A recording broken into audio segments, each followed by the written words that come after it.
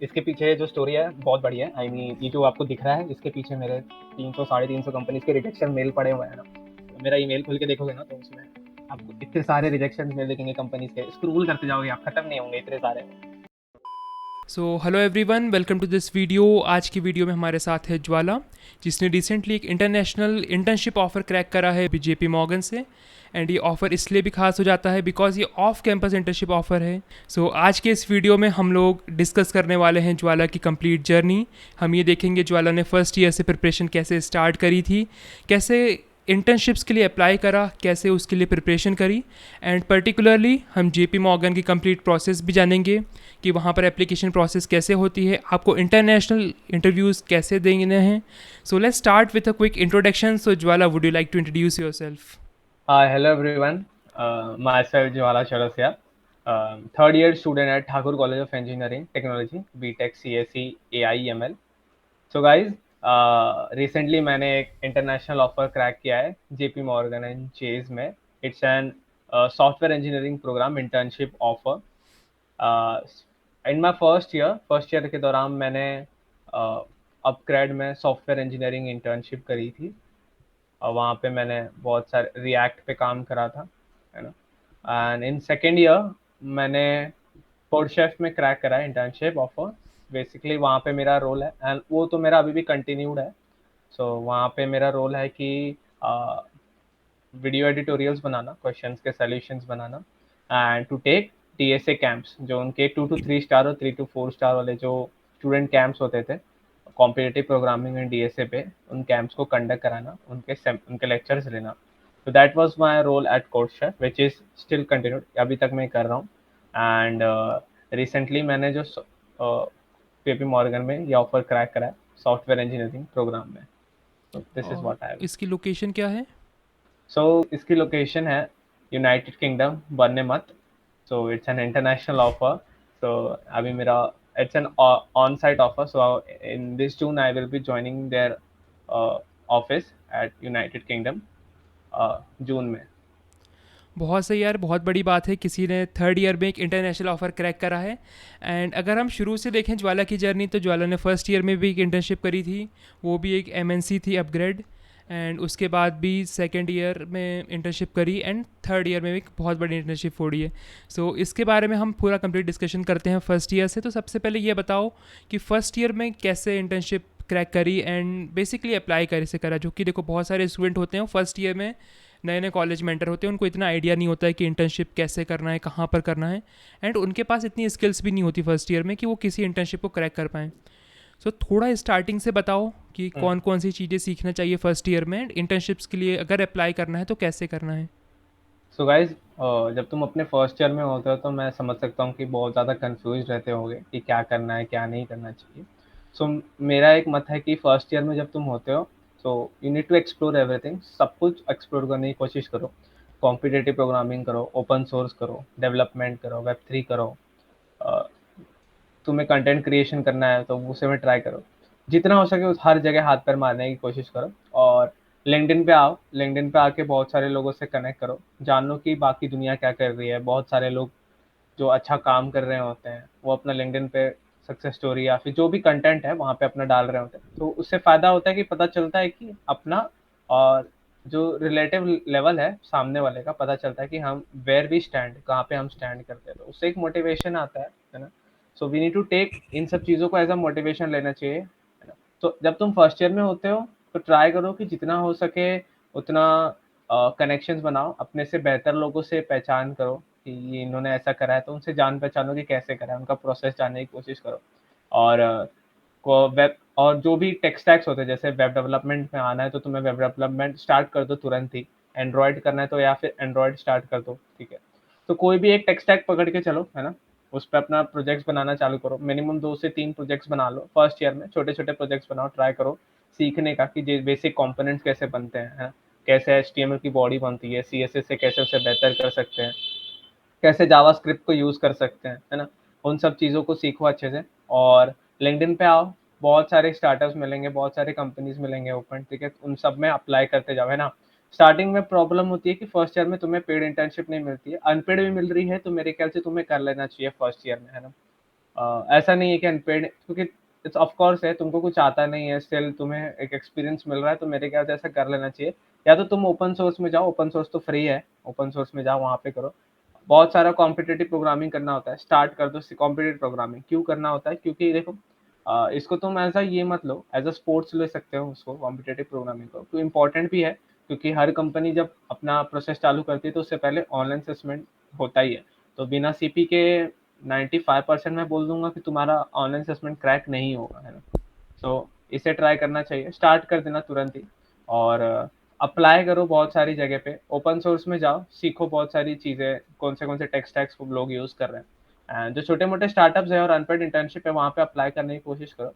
इससे तुम्हें first year में एक अच्छा एक्सपोजर मिल जाएगा, है ना। सो मेरे ख्याल से इतना इनफ रहेगा तुम्हारे लिए फर्स्ट ईयर में। तो और इसमें एक और चीज़ ये मेंशन करी है ज्वाला ने कि अनपेड इंटर्नशिप्स करो। अनपेड इंटर्नशिप ऐसा नहीं है कि आपको सभी जगह कर लेना है, कोई भी हाँ। ऑर्गेनाइजेशन हो, बट थोड़ा ये देखो कि अगर बहुत अच्छा ऑर्गेनाइजेशन है तभी अनपेड इंटर्नशिप करो। हम्म। क्योंकि अनपेड आपको कहीं पे काम करना है तो आपकी कुछ वैल्यू वहाँ पे क्रिएट होनी चाहिए, आप में कुछ ना कुछ नई स्किल्स आनी चाहिए वहाँ से, तभी आप वहाँ पे करो। एंड जो भी अच्छे ऑर्गेनाइजेशंस रहेंगे वहाँ से आपको एक बेनिफिट मिलेगा ही। एंड अगर आपके सीवी में भी वो एक्सपीरियंस जा रहा है किसी अच्छे ब्रांड का या अच्छे ऑर्गेनाइजेशन का, तो इसको लिए आपको एक एज मिल जाएगा सेकंड थर्ड ईयर में इंटर्नशिप्स क्रैक करने या इंटरव्यूज़ में। सो इसलिए ये देखो आप कि अच्छे ऑर्गेनाइजेशन हो तभी अनपेड इंटर्नशिप्स करो। और दूसरी चीज़ है कि फ़र्स्ट ईयर से ही अपनी जो प्रोग्रामिंग है और जो बेसिक स्किल्स हैं वो अच्छी कर लो। कोई सा जो टेक स्टैक है एक्सप्लोर सभी चीज़ें करो, जिस भी टेक स्टैक में अच्छा इंटरेस्ट आ रहा है उस पर अच्छे से रिसर्च करो, कौन कौन से अच्छे रिसोर्सेज हैं, उससे प्रिपरेशन करना स्टार्ट कर दो। एंड अप्लाई सभी जगह करो। लिंक्डइन एक अच्छा प्लेटफॉर्म बताया ज्वाला ने, जिसमें बहुत सारी इंटर्नशिप्स आपको ईजिली मिल जाएंगी। एंड एक और चीज़ बताओ कि आपने जो इंटर्नशिप करी थी अपग्रेड में, हम्म। वो कहाँ से मिली थी फर्स्ट ईयर में? हाँ। सो वहाँ पे मैंने लिंक्डइन से ही अप्लाई करा था, ओके। उनके यहाँ पे, है ना। लिंक्डइन से ही अप्लाई करा था स्टार्टिंग में। हम्म।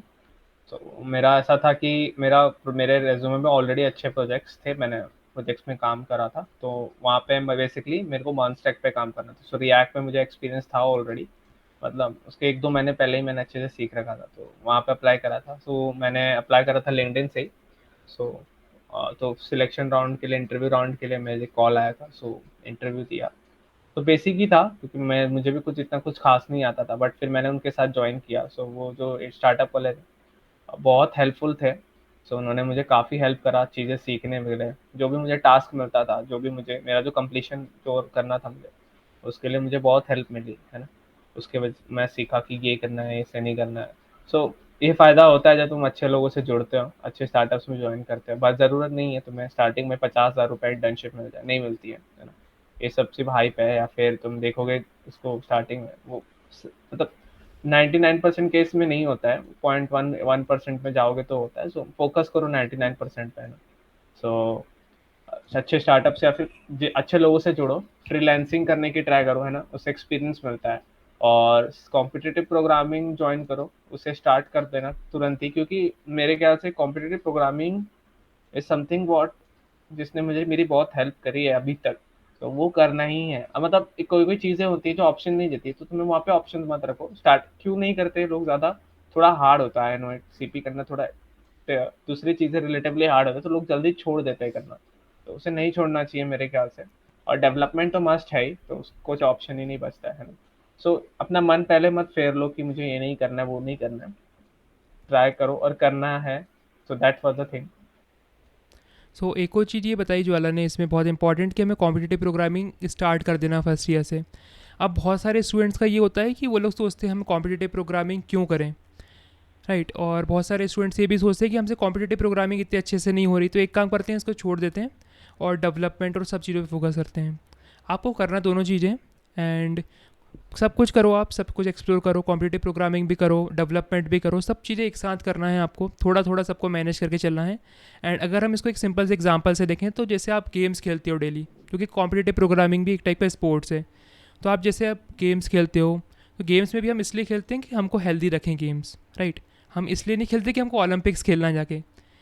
सो कॉम्पिटिटिव प्रोग्रामिंग भी ऐसा ही है। अगर आप कॉम्पिटिटिव प्रोग्रामिंग थोड़ा थोड़ा कर भी रहे हो, तो उससे आपकी प्रॉब्लम सॉल्विंग स्किल अच्छी होगी, लॉजिकल स्किल्स अच्छी होंगी। ऐसा नहीं है कि आपको कोई सीपी का बहुत बड़ा आईसीपीसी ही करना है, राइट। आईसीपीसी सब लोग नहीं करते हैं, बट कॉम्पिटिटिव प्रोग्रामिंग से ये होगा कि आपकी लॉजिकल स्किल अच्छी होगी, प्रॉब्लम सॉल्विंग स्किल अच्छी होगी। एंड अगर आप कोड शिफ्ट या कोड फोर्सेस से लीड कोड पे शिफ्ट कर रहे हो तो बहुत ईजी हो जाएगा आपके लिए, क्योंकि आपको सभी कॉन्सेप्ट पहले से आ रहे हैं, आपकी जो प्रॉब्लम सॉल्विंग इसके लिए बहुत अच्छी हो चुकी होगी। सो आपसे क्वेश्चंस ईजिली बन जाएंगे। तो इसलिए अगर आप फर्स्ट ईयर से थोड़ा थोड़ा कॉम्पिटेटिव प्रोग्रामिंग स्टार्ट करो तो ये आपके लिए बहुत हेल्पफुल होगा। एंड इसमें एक और चीज़ बताओ ज्वाला कि फ़र्स्ट ईयर में जब इंटर्नशिप के लिए अप्लाई करा तो उस समय कौन कौन सी स्किल्स आती थी, जैसे बताया था कि मन स्टैक आता होगा उस टाइम पे, क्योंकि ओके। तो उसमें ये बताओ कि कहाँ से प्रिपरेशन करी थी मन स्टैक की, एंड कौन किस टाइप के प्रोजेक्ट्स थे मन स्टैक के उस टाइम पे रिज्यूमे में, कि फ़र्स्ट ईयर में इतने प्रोजेक्ट्स किसी के पास होते नहीं हैं। तो एक बेसिक सा आइडिया दे दो सभी को कि फर्स्ट ईयर में तो किस टाइप के प्रोजेक्ट्स बना सकते हैं। मेरा ऐसा था जब मैं फर्स्ट ईयर में आया, मेरा स्टार्टिंग से मोड था कि फर्स्ट ईयर मुझे इंटर्नशिप तो करनी है, ठीक है। मैंने फर्स्ट ईयर के स्टार्ट से ही मैंने सीपीवी करना चालू कर दिया था। मैंने ओपन सोर्स भी करा था, बहुत सारा ओपन सोर्स करा था। मैंने डेवलपमेंट मतलब प्रोजेक्ट्स बनाना स्टार्ट कर दिए थे, है ना।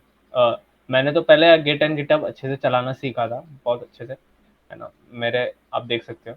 सो पहले तो फेज होता है जब डेवलपमेंट में आ रहे हो तो तुम्हें गिट गिटहब अच्छे से सीख लेना चाहिए। स्टार्टिंग बहुत आसान होता है ना, ज़्यादा टाइम नहीं लगता है। उसे जब तुम सीख लो तो क्या होता है ना, स्टार्टिंग में ही होता है कि ना तुम बड़ा बड़ा प्रोजेक्ट देख लोगे तो डर जाते हो, वैसे नहीं होता है। गिटहब्स में जाओ, बहुत सारे रेपोज होते हैं, प्रोजेक्ट्स देखो, उनको फोक करो, क्लोन करो, चेक करो एक काम कैसे करते हैं, उनके कंपोनेंट्स देखो, कोड रिव्यू करो कैसा है, क्या हमें कैसा बनाना है, एक आइडिया मिल जाता है उससे, ठीक है। तो मैंने जब फर्स्ट ईयर में मॉन्स्टैक सीखा था ना, फ्री कोड कैंप एक अच्छा चैनल है जहाँ से मैंने खुद सीखा था मॉन्स्टैक, मतलब उनके ट्यूटोरियल्स और उनका जो वेबसाइट पे जो ट्यूटोरियल्स वो भी बहुत बढ़िया है, उनके यूट्यूब चैनल भी, मतलब मुझे तो सबसे बेस्ट लगता है। अगर डेवलपमेंट के लिए भी सीखना है तो, है ना, या कोई कोई भी लैंग्वेज सीखनी है तो मुझे तो उनसे बेस्ट चैनल शायद ही को लगता है, तो वहाँ से आप ट्राई करो सीखने का, है ना। अगर आपको सीपी सीखना है तो एक लव सीपी है, लव बबर नहीं, लव सीपी करके है एक चैनल है, सीपी स्टार्ट कर सकते हो वहाँ से।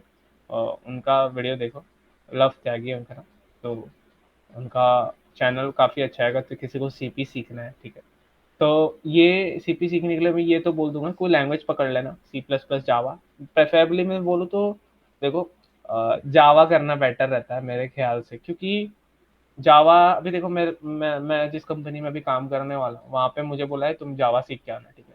तो मेरे तो पास मैंने सी प्लस प्लस करी थी, अब मेरे पास एक, अगर मैंने स्टार्टिंग से जावा खुद करी होती तो मेरे पास एक प्लस पॉइंट होता है ना, थोड़ा सा एक्स्ट्रा। ठीक है, जावा सीख लूंगा मैं, बट मैं जावा बोलता हूँ रोबस्ट है काफ़ी ज़्यादा, और सीखना चाहिए उसे भाई। कोई सी प्लस प्लस भी बहुत बढ़िया, मतलब मैंने खुद सी प्लस प्लस करा है तो वही बात है। और डेवलपमेंट की बात आती है तो ओपन सोर्स में बहुत ज़्यादा अच्छा एक्सपोजर मिलता है, क्योंकि वहाँ बहुत सारे अच्छे अच्छे लोग होते हैं, तो ऑल टाइम तुम्हारी हेल्प करने के लिए, ठीक है। उन लोग से सीखने मिलता है, प्लस उन लोग ने जो काम करा है ना उनको देख के खुद को एक मोटिवेशन आता है। सो तो कोई जैसे मैं, अगर वेब डेवलपमेंट कर रहे हो तो उसमें मैं बोलूँगा कि मॉन्स्टैक करो, सबसे बेस्ट होता है मेरे ख्याल से, तो अभी तक वही है। एंड कोई एंड्रॉयड कर रहा है, डेवलपमेंट कर रहा है तो उस पे जाओ। सो 2 से 3 प्रोजेक्ट बना लो, छोटे छोटे बनाओ, कोई बोल नहीं रहा है हार्ड हार्ड बनाओ। जैसे जैसे कोई लैंडिंग पेज बना लो, कोई साइन अप पेज बना लो, है ना, मॉन्स्टैक से यूज़ करके, या फिर कोई भी कैलकुलेटर बना लो, वेबसाइट, बेसिक एपीआईज को यूज़ कैसे करते हैं ये चलाना सीख लो, है ना। एपीआईज को कैसे यूज़ करते हैं, बेसिक छोटी छोटी चीज़ें कर लो ना। जैसे कोई एक स्टोरी वाला एपीआई है तो उन्हें फैच कैसे करके स्टोरी दिखा रहा है, तो सिंपल बहुत सारी एपीआईज अवेलेबल, तो कैसे चलते हैं उन्हें सीखो। रिएक्ट में आते तो बेसिक छोटे छोटे कंपोनेंट्स बना लो, रिएक्ट को जैसे कोई हेडर बना लो किसी चीज़ का, तो उसे समझ जाएगा ना कैसे रिएक्ट का एक एक कंपोनेंट बना के एक एक करके वो स्टोर करता है। सो उससे फायदा होता है, छोटे छोटे बना लो, एक हेडर बना लो कोई, तो फुटर बना लो, फुटर बना के सीखो, मेन पेज बना के सीख लो कैसे काम करता है। या किसी का बना बना प्रोजेक्ट है उसे देख देख के खुद बनाओ, ये सबसे बेस्ट आइडिया रहेगा अगर कोई फर्स्ट ईयर में है तो। गिटहब पे जाओ, किसी अच्छे प्रोजेक्ट या जो भी तुम्हें प्रोजेक्ट दिख रहा है उसको लो, उसे देख देख के खुद तो कोड टाइप करके खुद बनाओ, है ना। देख के बनाओ चलेगा, कोई फर्क नहीं पड़ता है, नॉट एन इश्यू, है ना। उससे एक एक्सपीरियंस आता है, नहीं कोड ऐसे लिखा जाता है, क्योंकि बहुत इंपॉर्टेंट है कोड का स्ट्रक्चर, कैसे फॉर्म करते हो तुम, कैसे लगते हो, आगे कंफ्यूजिंग ना हो। तो ऐसा रहेगा आपका, अगर आपको बेसिकली इंपॉर्टेंट देखना है तो। बहुत सही चीज़ बताई है, क्योंकि देखो आप फर्स्ट ईयर में हो तो आप ऐसा नहीं है कि कोई बहुत बड़ा फुल स्टैक प्रोजेक्ट बना लोगे। आपको बिल्कुल छोटे छोटे प्रोजेक्ट से स्टार्ट करना है, जैसे आपने कैलकुलेटर बना लिया, कोई sign in sign up page बनाया। सो ऐसे प्रोजेक्ट्स आप इंक्लूड करो अपने रिज्यूमे में और अप्लाई करना स्टार्ट कर दो। एंड जब भी आप किसी इंटर्नशिप में अप्लाई करोगे, वहाँ पे आपकी इंटर्नशिप लगेगी, देन आप वहाँ पे नई नई चीज़ें सीखोगे। सो ये बहुत अच्छी बात कही कि आप वर्किंग एज ए स्टूडेंट करो। ये बहुत अच्छा कोट है, वर्किंग एज ए स्टूडेंट। सो काम करते करते आप सीखते जाओगे ऑटोमेटिकली। सो फर्स्ट ईयर से ही आप कुछ स्टार्टअप्स या कुछ कंपनीज में अप्लाई करना स्टार्ट करो, तो वहाँ पे आपको इंटर्नशिप्स भी इजीली मिल जाएगी, एंड आप वहाँ से सीखोगे भी बहुत सारी नई नई चीज़ें। तो इसलिए वहाँ पर आप अप्लाई करना स्टार्ट कर दो। तो छोटे छोटे प्रोजेक्ट्स बना के रिज्यूमे बनाओ अच्छा सा, एंड अप्लाई करना स्टार्ट करो। सो एक बार यार फर्स्ट ईयर की बात हो गई। अब सेकेंड ईयर में मुझे लग रहा है कि जो कोड शेफ़ इंटर्नशिप थी वो तो सीपी के बेसिस पे मिली होगी, जो कि कोड शेफ़ पे प्रोफाइल अच्छी होगी इसलिए। राइट, सो हम सीधे जंप करते हैं जेपी मॉर्गन की इंटर्नशिप पे। सो इसमें ये बताओ सबसे पहले कि ऑफ कैंपस इंटर्नशिप्स के लिए अप्लाई कैसे करा था। ओके, सो इसके पीछे जो स्टोरी है बहुत बड़ी है। आई मीन ये जो आपको दिख रहा है इसके पीछे मेरे 300 साढ़े 300 कंपनीज के रिजेक्शन मेल पड़े हुए हैं ना। मतलब मेरा ईमेल खोल के देखोगे ना तो उसमें आपको इतने सारे रिजेक्शन मेल दिखेंगे कंपनीज के, स्क्रॉल करते जाओगे आप, खत्म नहीं होंगे इतने सारे। सो ये है। सो जर्नी टाइम लगता है चीज़ें पहुंचने में। सो किसी का अगर ये है तो बहुत टाइम लगा होता है चीज़ें पहुंचने में, तुरंत नहीं होता है। सो जेपी मॉर्गन में इंटर्नशिप अप्लाई करने से पहले मैंने काफ़ी कंपनीज में अप्लाई करी थी, बहुत सारी कंपनीज में इंटरव्यू दे रखा था। मतलब 300 साढ़े 300 कंपनीज में अप्लाई करा। उनमें से कुछ 60-70 कंपनीज के मैंने ऑनलाइन असेसमेंट दिए है ना। और उनमें से कुछ 10 से 12 कंपनीज के मैंने इंटरव्यूज दे रखे हैं। जो मेरा जब मैंने पहले इंटरव्यू दे रखा था, तो उस इंटरव्यू से जेपी मॉर्गन के इंटरव्यू तक मुझे बहुत फायदा हुआ कि हर इंटरव्यू में मैंने सीखा कि मुझे नेक्स्ट इंटरव्यू में क्या गलती नहीं करनी है ना। सो मेरा इंटरव्यूज देने का जो डर था ना वो बहुत कम हो गया मेरे जो, मतलब 12 इंटरव्यूज देने के बाद आपका इंटरव्यूज बहुत कम, जो इंटरव्यू देने का जो एक डर होता है ना वो कम हो जाता है। नहीं यार, यही होगा ना कि नहीं हुआ तो क्या, अगला है ही, टेंशन नहीं है, ठीक है। सो ये बात है कि आपको जब मौका मिल रहा है ना चीजें, बी एन अपॉर्चुनिस्ट, ठीक है। Be always an opportunist. जहां से खींचने का मौका मिल रहा है खींच लो, है ना। सो सोचो जब तुम्हें किसी भी कंपनी में इंटरव्यू देने का मौका मिल रहा है, छोटे मोटे स्टार्टअप्स ही, मैंने तो स्टार्टिंग में बहुत स्टार्टअप्स के इंटरव्यू दिए। मतलब 3 से 4 तो दिए हैं। तो इंटरव्यूज में जाओ ना, डरना नहीं है। स्टार्टिंग में इंटरव्यूज दे दो, जो होगा देखा जाएगा, एट द एंड क्या ही हो जाएगा। तो पहले तो सबसे पहला स्टेप होता है ना कि अप्लाई करना ना। लोग अप्लाई नहीं करते, तो मोस्ट ऑफ द केस में यही होता है कि पीपल फियर, एक डर आ जाता है कि नहीं यार अप्लाई करूंगा, नहीं हुआ तो क्या होगा, कुछ नहीं होता भाई, पैसा नहीं जा रहा, कुछ नहीं हो रहा। तो पहले तो जितनी हो सके ना उतना अप्लाई करो ना। तुम्हारे रेंज में नहीं है तो भी उसे अप्लाई कर दो। अप्लाई करने में क्या ही जाता है, मेल में देखोगे अच्छा लगेगा थोड़ा सा, ठीक है। तो just first of all in the case LinkedIn खोलो, वहाँ पे जॉब्स का सेक्शन है, वहाँ पे तुम्हें जो भी तुम्हारे हिसाब से सही लग रहा है उन सब में अप्लाई कर दिया करो, ठीक है। और फीड में अगर तुम्हारे कनेक्शन अच्छे तो कभी कभी फीड में ही आ जाते हैं, ओपनिंग्स दिखने लग जाते हैं, है ना। और जो तुम्हें कंपनीज अच्छी लगती है ना उनके वेबसाइट पे जाओगे, हर एक कंपनी का एक करियर पेज होता है, तो उनके करियर पेज पे जब ओपनिंग्स दिखती हैं तो उन पे अप्लाई करो। अब जब इंटर्नशिप की बात होती है तो हर कंपनी का एक टाइम पीरियड होता है कि ये टाइम पे ही वो इंटर्नशिप खोलती है ना। तो जैसे जेपी मॉर्गन इन, जैसे मेरा ईएमई जो यूनाइटेड किंगडम वाला था, उनका कुछ सितंबर अगस्त के टाइम खुला था।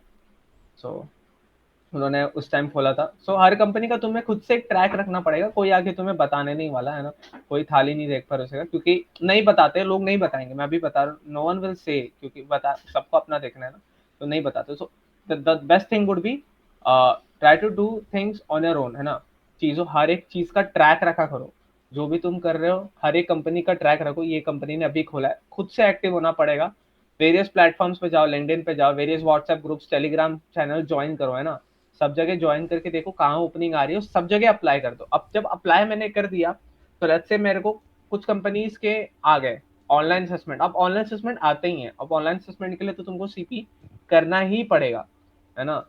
ऑप्शन नहीं है यार, मतलब मुझे तो ऑप्शन नहीं दिखा। मैंने तो हमेशा जब भी ऑनलाइन असेसमेंट दिया तो मेरे को 2-3 क्वेश्चन तो रहे ही हैं, और उन्हें सॉल्व करूंगा तभी मैं आगे बढ़ पाऊंगा। सो ऑनलाइन असेसमेंट तुमको जब आ जाता है तो वो तो तुम्हारे ही फैक्टर है कि तुमने सीपी कितना टाइम से करा। अब टाइम लगता है, आई एम सेइंग कि कोई सोच रहा है डीएसए सीपी तुरंत कर लेगा, नहीं होता ना। 2 महीना 3 महीने में नहीं होता, सालों लग जाते, साल लगते हैं। आई मीन एक एक्स्ट्रॉर्डिनरी केस, मिनिमम 1 ईयर लगता होगा। एक्स फैक्टर की बात नहीं कर रहा हूँ, हाँ तो साल भर लग जाते हैं almost. So I am not talking about that x factor. कुछ लोग होते हैं जो बहुत जल्दी कर जाते हैं, बट टाइम लगता है। तो इसीलिए मैं बोलता हूँ कि फर्स्ट ईयर से स्टार्ट कर दो ना, तो तुम्हें एक अपर एज मिल जाता है। Most of the student case बाकियों के मुकाबले एक अपर एज मिल जाएगा, ठीक है।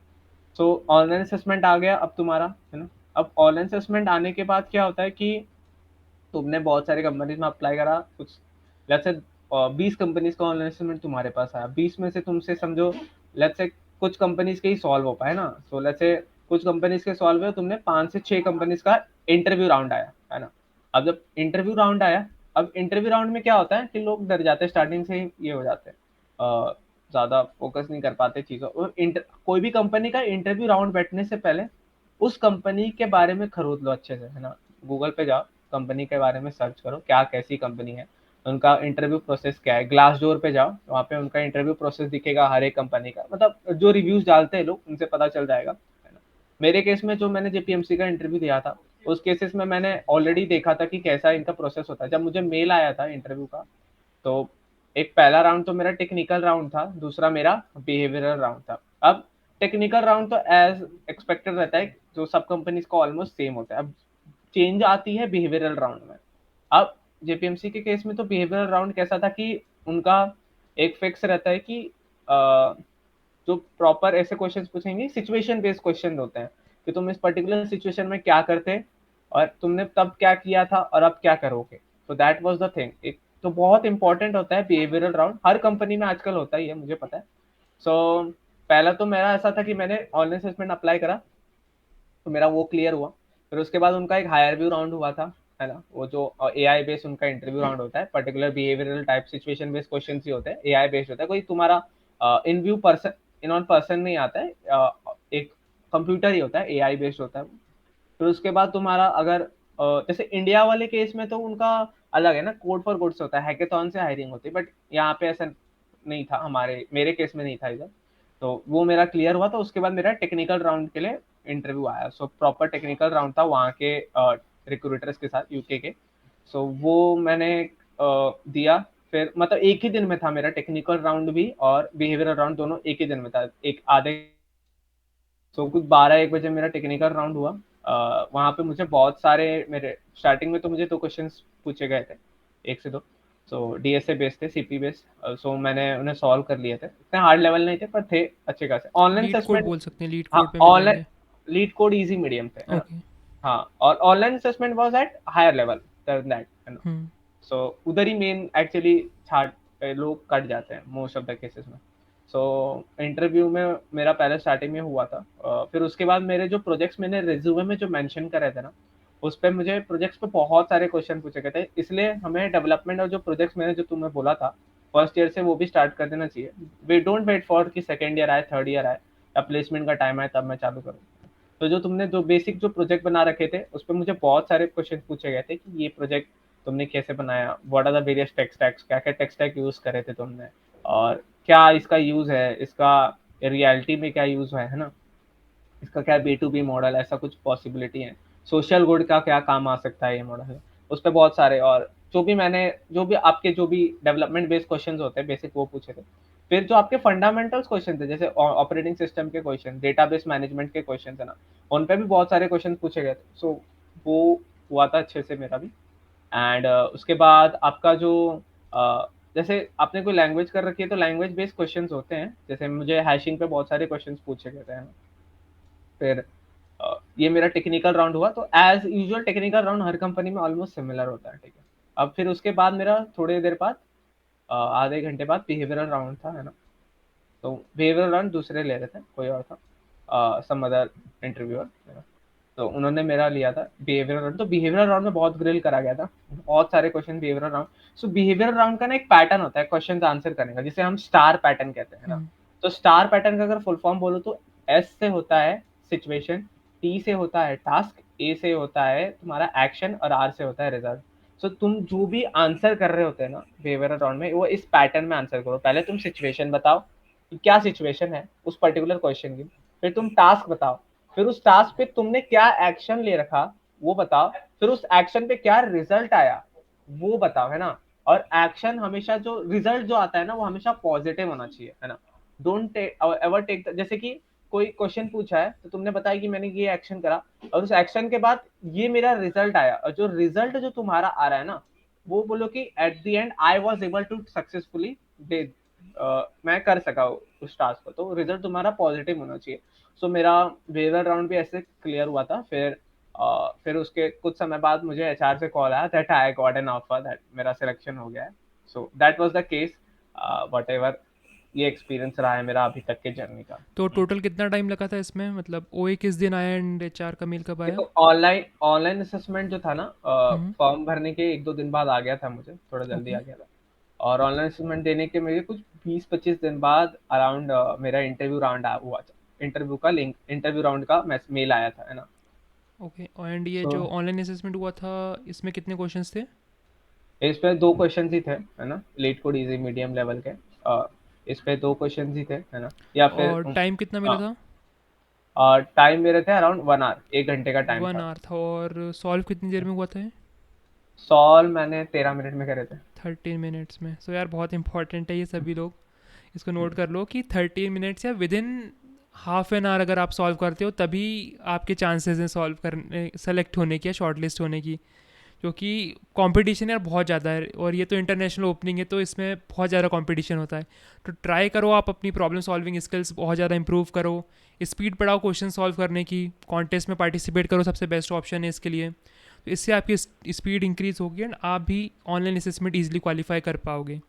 सो एक बार देखो ऑनलाइन असेसमेंट हो गया, देन उसके बाद एक टेक्निकल राउंड हुआ था, नहीं टेक्निकल राउंड के पहले एक और कुछ एआई का राउंड हुआ था। हायर व्यू का राउंड था। हायर व्यू का राउंड हुआ था। वो तो सब के हर हम्म, एक हर एक ऑफर के लिए होता है। इंटरव्यू के प्रोसेस से पहले हायर व्यू राउंड होता है, बेसिक उनके तो वो जेपी मॉर्गन में होता है हाँ, कि हाँ, और भी ये कंपनीज जेपी में होता है? मॉर्गन में ही होता है खाली, ये हायर व्यू वाला राउंड। ओके। बाकी और कोई कंपनीज में मतलब मैंने तो अभी तक नहीं देखा है, हम्म। ये सिर्फ जेपीएमसी में होता है। बट कोई कोई कभी कभी नहीं भी होता है ना, पर मोस्ट ऑफ द केस में होता है ये वाला राउंड। फिर उसके तो बाद अगर इसमें तुम किस टाइप के हाँ, क्वेश्चंस होते हैं हायर व्यू में? बिहेवियरल क्वेश्चन होते हैं। बिहेवियरल तो, क्वेश्चंस होते हैं। हाँ अच्छा, ये जैसे अमेजोन में अपना होता है एक लीडरशिप प्रिंसिपल्स भी उसी टाइप हाँ का हाँ होता होगा? हाँ, बट वर्क ये स्टाइल टाइप नहीं असेसमेंट होता करना है है आपको। अमेजोन में उसी हाँ, टाइप का? टाइप नहीं करना है, इसमें आपको बोलना है। अच्छा, सामने बोलना है रिकॉर्ड इसमें। हो रहा होता है आपका। और फिर हाँ, एआई बेस्ड इस पे होता आपका होगा? एआई बेस्ड है, ओके। प्रॉपर रिकॉर्डिंग होती है आपके जो भी आप बोलते हो, है ना। तो उसमें एक चीज होता है कि आप एक एक जो कीवर्ड्स है उनको उठाते हो ना, तो आप एआई पकड़ता है, तो उससे एक प्रॉफिट होता है कि आपका पॉसिबिलिटी बढ़ जाता है कि आगे के राउंड में आप जाओ, है ना। सो आप यूट्यूब पे वेरियस चैनल्स के इंटरव्यू राउंड देख सकते हो कि क्या क्या वो कीवर्ड्स हो सकते हैं, एम्प्लॉय से पूछ सकते हो, है ना, वो बता सकते हैं आपको और बेनिफिशियल है, ठीक है। तो इसमें मतलब ये टिप रहेगी वाले राउंड को क्वालिफाई करने के लिए, आपको कुछ कीवर्ड्स यूज़ करना है, हम्म तो उससे एआई ऑटोमेटिकली आपको शॉर्टलिस्ट कर लेंगे एआई के थ्रू। हम्म ओके, सो ये वाली आप ध्यान रखना कि इसमें आप पहले रिसर्च करो कि किस टाइप के कीवर्ड्स आपको वहाँ पर बोलने हैं, जो कि पूरा एआई के थ्रू एन ऑटोमेटेड प्रोसेस है। तो इसमें आपका जो भी जजमेंट होगा आपके वर्ड्स के ऊपर होगा, आप जो भी वर्ड्स उसमें बोल रहे हो वो ऑटोमेटिकली आपके वर्ड्स वहाँ पर चेक होंगे एआई के थ्रू, एंड अगर वो वर्ड्स उनके डेटाबेस में स्टोर्ड होंगे देन ओनली आप वहाँ पर क्वालिफाई कर पाओगे। सो ये आप ध्यान रखना, इसमें कीवर्ड्स बहुत इंपॉर्टेंट होते हैं, जो जो आप एक एक वर्ड बोल रहे हो एआई के सामने रिकॉर्डिंग में जो जा रहा है वो सभी इंपॉर्टेंट है, सो इसको आप इट ध्यान रखना। हाँ, इट में डिफर, मतलब एग्जैक्टली पॉसिबल नहीं कि ऐसा ही हो, है ना। हम्म। मतलब ये मुझे ऐसा लगता है, ये मैं अपने तरीके से बता रहा हूँ, इट में डिफर बट ऐसा होता है मोस्ट ऑफ द केसेस में, ठीक है। मतलब स्ट्रक्चर हाँ प्रॉपरली करना है, कुछ हाँ, कीवर्ड्स हमें ध्यान रखना है, ये तो फ्लो मुझे लगता बराबर है रखना है ऑलमोस्ट अपनी। हाँ, होता ही होगा ये, क्योंकि एआई के आपका थ्रू अगर हो रहा है तो। कम्युनिकेशन स्किल बहुत इंपॉर्टेंट है, तो आपका जो इंग्लिश का जो फ्लो होना चाहिए ना, परफेक्ट फ्लो होना चाहिए, है ना। तो वो आप अपना मैनेज कर लीजिए, देखना कि मेरा हम्म। इंग्लिश आपको कम्युनिकेशन स्किल्स, मतलब आप यूट्यूब पे जाओगे तो वेरियस चैनल देखोगे कि कैसे आपके बिहेवियरल राउंड होते हैं, तो उनके जो क्वेश्चंस होते हैं जो बहुत कॉमन क्वेश्चंस होते हैं उनको प्रैक्टिस करो कैसे बोलने का, देने से पहले हमेशा प्रैक्टिस कर लेना, ठीक है। So that would be tip. ठीक है, तो ये वाला राउंड कितने मिनट्स का होता है? और देखो ये ऐसा है ना कि हर एक ये राउंड ऐसा मिनट नहीं होता, जैसे जैसे एक क्वेश्चन है, 2 से 3 क्वेश्चन पूछते हैं, तो हर क्वेश्चन के लिए आपको जैसे 2 से 3 मिनट मिलता है रिकॉर्डिंग करने का, सो ऐसा है। ओके, मतलब 2-3 क्वेश्चंस पूछते हैं एंड रिकॉर्डिंग का टाइम हाँ 2-3 मिनट्स ही होता है। हाँ, हर क्वेश्चन के लिए 2 से 3 मिनट होता है, उसके आसपास ही होता है। हम्म। ठीक है, फिर मतलब ये जो ओए हो गया, ओए के 20-25 डेज बाद ये हायर वाला राउंड आता है, हायर व्यू का राउंड। और एक हायर व्यू वाला राउंड है ना, वो जल्दी आ जाता है ना। हम्म। मेरे केस में जल्दी आया था, या फिर कभी कभी क्या होता था कुछ केसेस में, मैंने दूसरी जगह अप्लाई ऑनलाइन असेसमेंट नहीं आया तो डायरेक्ट टेक्निकल राउंड पे, तो हायर व्यू वाला राउंड का पॉसिबिलिटी आए भी और नहीं भी आए, पर okay. Most of the case में आता है, तो वो ऑनलाइन असेसमेंट के तुरंत कुछ समय बाद आ जाता है हायर व्यू वाला राउंड, 1 या 2 दिन बाद ही आ जाता है। पर जो मेन टेक्निक जो इंटरव्यू राउंड होता है आपका, हम्म। जो इन पर्सन होता है, वो मुझे 20 से 25 दिन बाद आया था। ओके। सो हायर व्यू के बाद एक टेक्निकल राउंड होगा। और इंटरव्यू राउंड मतलब हाँ, मतलब उसमें टेक्निकल क्वेश्चंस पूछेंगे। टेक्निकल और बिहेवियरल राउंड दोनों एक साथ थे मेरे, एक ही दिन पे थे मतलब। अच्छा, मतलब वो 2 राउंड्स होंगे फिर। 2 राउंड थे मतलब 2 एक ही दिन राउंड्स पे, थे। हाँ। कितने-कितने मिनट के थे वो? 45 मिनट्स के थे अच्छा, दोनों। 45 मिनट्स के 2 राउंड्स हुए थे, जिसमें दोनों कंबाइन था टेक्निकल और बिहेवियरल। मतलब पहला टेक्निकल फिर पहला बाद में टेक्निकल बिहेवियरल फिर ऐसा। बिहेवियरल। हाँ। तो इसमें भी वही लीड कोड मीडियम क्वेश्चंस मान सकते हैं अपन। हाँ हाँ हाँ। Okay, leet code medium questions technical में, एंड बिहेवियरल में वो जो स्टार मेथड बताया था। हाँ ओके। एग्जैक्टली, आपको फॉलो करना है। ओके। हम्म। देन ये दोनों राउंड्स जब कंप्लीट हो जाते हैं, इसके बाद कितना टाइम लगता है रिजल्ट आने में? मतलब मेरे केस में तो मुझे सिर्फ 2 से 3 घंटे लगे थे। अच्छा। हाँ मतलब मेरे 4 बजे कुछ इंटरव्यू खत्म हुए थे, मुझे 7 बजे ऑफर आ गया था शाम के। बहुत सही, बहुत सही। बट ये डिफर कर सकता है ऐसा, ये तो अपने, ये मे भी चेंज हो सकता है, बट मैं अपने केस की बात कर रहा हूँ, है ना। और दिवाली के दिन ही मुझे ऑफर आया था, तो मुझे याद है 24 of October, that was it. ये तो यार मैं पूरा पूरा रिलेट कर पा रहा हूँ, क्योंकि मेरी भी जर्नी बिल्कुल सेम रही थी। मेरा भी हम्म। ऑफ़र दिवाली के दिन ही आया था। अच्छा। सो मैं पूरा रिलेट कर पा रहा हूँ इससे, क्योंकि उस समय जो फीलिंग होती है वो डिफरेंट ही होती है बिल्कुल। सो मतलब जब 2-3 दिन बाद एकदम से एक ऑफ़र आता है, वो भी दिवाली के टाइम पे, और वो भी एक हम्म। इंटरनेशनल ऑफ़र, तो फीलिंग अलग ही होती है इसकी। तो I can totally relate with this. So हाँ हाँ हाँ। ठीक है, तो ये यार एक बहुत अच्छा सा एक्सपीरियंस हो गया। अब इसके बाद ये बताओ कि प्रिपरेशन कैसे करी थी, थोड़ा इसको एक एलोबरेट करो, कि इन सब चीज़ों को अपन को, मतलब इस लेवल पे आने के लिए, कि हम इन सब चीज़ों को ईजिली क्वालिफाई कर पाएँ, तो कुछ टिप्स दो सभी स्टूडेंट को, भले देखो, फर्स्ट ईयर में हो सेकेंड ईयर में हो। कुछ ऐसा जनरल सा टिप दो कि इतनी चीज़ें इंपॉर्टेंट है, इतना तो आपको प्री रिक्विजिट होना ही चाहिए। Okay, so first of all the most important thing मैं अगर बोलूँ तो आपके डीएसए अच्छा होना ही चाहिए ना। और जो भी डीएसए पे हम कम से कम 400-500 क्वेश्चन तो बना ही लेना, अच्छे इंटरव्यू में बैठ रहे हो तो। ये जरूरी नहीं है 100 क्वेश्चन में कुछ नहीं होता है ना, ठीक है। 500-600 क्वेश्चन बनाओगे तो एक ओवरऑल व्यू आ जाता है कि तुम्हें किस टाइप के क्वेश्चन पूछे जाएंगे इंटरव्यू के लिए। उस पर्टिकुलर कंपनी के जो प्रीवियस क्वेश्चन है उनको तो प्रैक्टिस कर ही लेना है ना। ये एक मैं अगर बोलूँ डीएसए के परस्पेक्टिव से। डेवलपमेंट के पर्सपेक्टिव में अगर मैं बोलूँ तो जो प्रोजेक्ट तुमने रेज्यूमे में लिखा है ना, उसको तो अच्छे से पूरा इन एंड आउट करके जाना, उसी के ऊपर तुम्हें डेवलपमेंट में पूछा जाएगा। मैं बता रहा हूँ, उससे ज्यादा मुझे लगता है डेवलपमेंट में बाहर से तुम्हें कोई भी नहीं पूछते। जो रेज्यूमे में जो प्रोजेक्ट तुमने डाले हैं ना, उसी पे पूछे जाएंगे। सो ये एक प्रिपरेशन होगा कि जो भी तुमने डाला है उसको अच्छे से करके जाओ। डीएसए लीड कोड पे जाओ, 400-500 क्वेश्चन अच्छे से सॉल्व कर लो। जो भी टॉपिक्स है बेसिकली, जो इंपॉर्टेंट टॉपिक है सबको पता है, मुझे उस पर एलोबरेट करने की बात जरूरत नहीं रहेगी। जो भी array strings, graph, binary search tree और ट्रीज के ऊपर जो भी क्वेश्चंस होते हैं ना, उन सब क्वेश्चंस को प्रैक्टिस कर लेना। उस पर पूछते ही है ना, बेसिक है यार, पूछेंगे ऑफ कोर्स। और फिर उसके बाद डेवलपमेंट में वो पूछेंगे जो भी तुमने रेज्यूमे में डाल रखा है, जो भी प्रोजेक्ट, तो तुमने अगर बना रखा है तो तुम्हें आइडिया तो होगा ही ऑफ कोर्स कैसे क्या करा है मैंने, तो उनके बारे उन वही अच्छे से करके जाना। और जो तुम्हारे कॉलेज के जो फंडामेंटल्स है ना, ऑपरेटिंग सिस्टम हो गया, डेटाबेस मैनेजमेंट हो गया, इनके जो जनरल क्वेश्चंस होते हैं ना, उनको पढ़ के जाना। उनके जो आंसर्स होते हैं क्वेश्चन, उनको अच्छे से कर लेना। और जो ऊप्स होता है, ऑब्जेक्ट ओरिएंटेड प्रोग्रामिंग, है ना, उस पे जो इंपॉर्टेंट क्वेश्चन है गूगल पे डालो ना, इंपॉर्टेंट क्वेश्चन ऑफ ऊप्स, वो सब पढ़ लेना अच्छे से, वही इंपॉर्टेंट, उससे ज्यादा नहीं, बाहर से नहीं पूछते। ऑफकोर्स यार, इंटर्नशिप करने जा रहे हो तुम, सीनियर इंजीनियर के लिए तो नहीं जा रहे, तो तुम्हें कितना ही पूछेगा, है ना। तो इतना पूछेंगे। एक तो डीएसए इंपॉर्टेंट होता है, प्लस सबसे ज्यादा भी इंपॉर्टेंट ये होता है कि जो प्रोजेक्ट तुमने डाला है उसका आइडिया तुम्हें होना चाहिए। अगर तुम उधर फेल हो जाते हो तो तुमने डीएसए भी अच्छा कर लिया तो भी नहीं होता है ना, तो क्योंकि डेवलपमेंट बहुत इंपॉर्टेंट है ना। उसको साइड बाय साइड मत करना, ठीक है। मैं तो ये बोलूंगा, ठीक है, तो उसे भी, उस पर भी ध्यान देना। और फिर डीएसए और सीपी तो है ही ऑफ कोर्स, क्योंकि वो तो पूछेंगे, मस्ट है ना, तो ये कर लेना। और जो भी तुमने operating system, database management, computer networks जो भी सीख रखा है, उनके जो इंपॉर्टेंट क्वेश्चन है उनको अच्छे से पढ़ लेना। गूगल पे डालो, सब कुछ मिल जाएगा, जीएफजी पे सब कुछ मिल जाता है ना। उनके एक बार क्वेश्चन और जो भी आंसर है अच्छे से पढ़ लेना। बस इतना करोगे, मोर देन इनफ है। और जो सबसे इम्पोर्टेंट है वो है कम्युनिकेशन स्किल, कि तुम बात कैसे कर रहे हो, तुम्हारा फेस के एक्सप्रेशन क्या है, तुम कैसे पर्टिकुलर आंसर को सुन रहे हो फिर आंसर कर रहे हो ना। क्वेश्चन को सुनो फिर ध्यान से, फिर आंसर करो, है ना। पेपर पेन लेके बैठो इंटरव्यू में लिखने के लिए, है ना। एक पर्टिकुलर क्वेश्चन को ध्यान से सुनो, फिर उस पर आंसर करो। फिर इंटरव्यूअर से तुम डाउट्स पूछो कि क्या ऐसा है, क्या ऐसा नहीं है, प्रॉपर पूछो कि ऐसे हो सकता है, कैसे हो सकता है। तो इन्हें cut to cut, into out पूछो, है ना। They are ready to help. मेरे केस में तो मेरे इंटरव्यूज बहुत अच्छे थे, मतलब बहुत अच्छे थे। रिक्रूटर्स तो बहुत अच्छे ही होते हैं यार, उनको चाहिए, उनको तुम हायर करने के लिए बैठे हैं ना वहाँ, ऑफकोर्स तुम्हें 1 घंटा तुम्हें दे रहे हैं अगर, तो उनके पास इतना टाइम तो है नहीं कि बस एवे ही दे रहे हैं। तो ये केस रहता है ना। तो दैट्स द केस।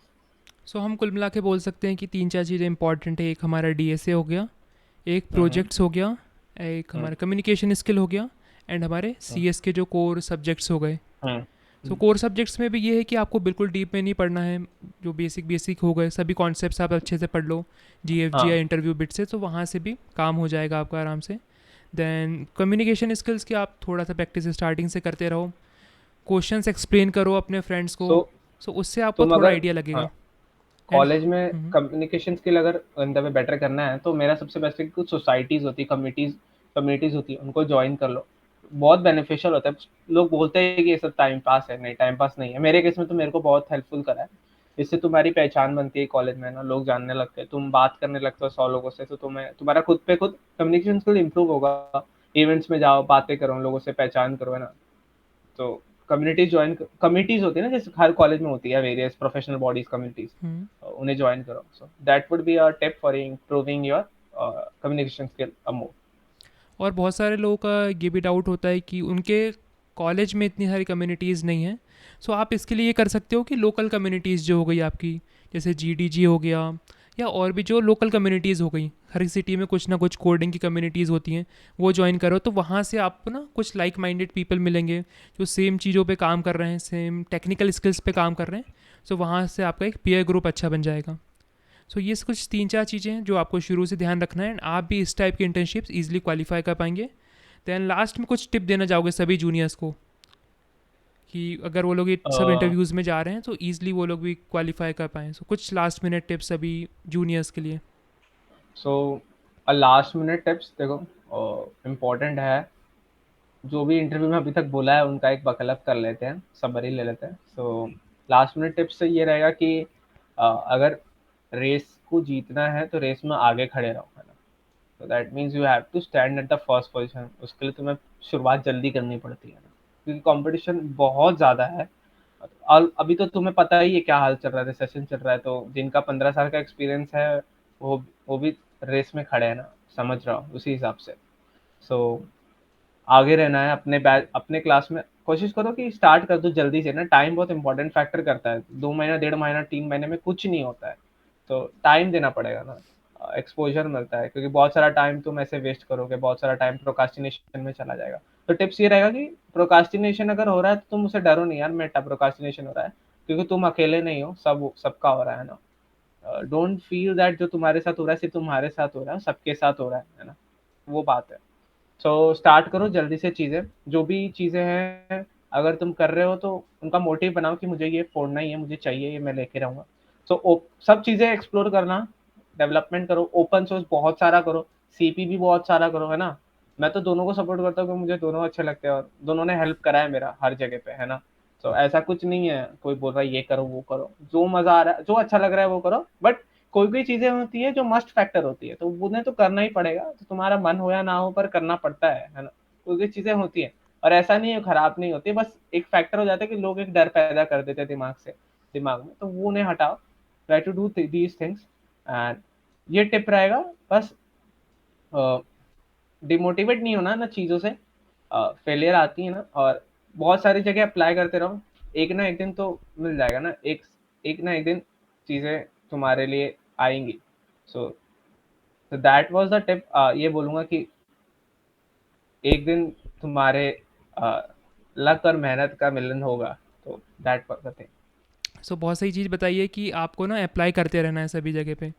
जैसे ज्वाला केस भी हम देखें तो 350 से ऊपर रिजेक्शंस हैं और उसके बाद एक इतना बड़ा ऑफर क्रैक करा है। सो ऐसा नहीं है कि आपको सक्सेस किसी को जल्दी मिलती है, किसी को लेट मिलती है। बट अगर आप कंटिन्यूसली अप्लाई कर रहे हैं तो लक भी फिर आपके साथ काम करेगा। सो इसी होप के साथ, इसी मोटिवेशन के साथ आज का ये पॉडकास्ट हम लोग एंड करते हैं।